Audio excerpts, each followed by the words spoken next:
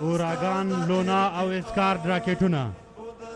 اوراګان هغه راکټونه دي چې له 10 څخه تر 15 کیلومتره واټن پورې انداز کوي. دا راکټ په تعرضي عملیاتو کې د افرادو او ټانګونو پر ضد کارول کیږي. دا راکټ کلسټر سرګلولې هم انتقالوي چې د افرادو پر ضد او د ماینونو د تطهیر لپاره ترې کار اخیستل کیږي. لونا هغه راکټ دی چې تر 15 کیلومتره پورې واټن وهي.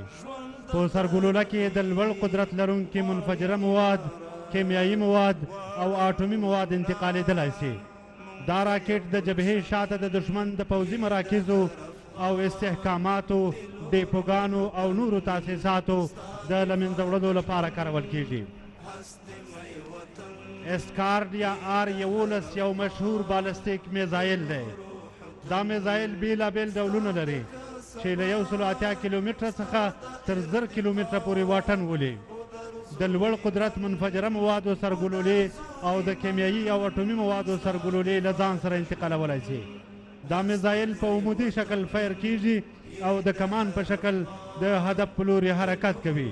دا توغندي روسي ساخت دي او په 1 ثانیه کې 1.7 کیلومتره واټن وهي. دا د اوس د اسکارد میزایلو یو نمایشي کنډک د لوژ له مخې په عالي نظم او ډیسپلین سره د تېرېدو په حال کې دی.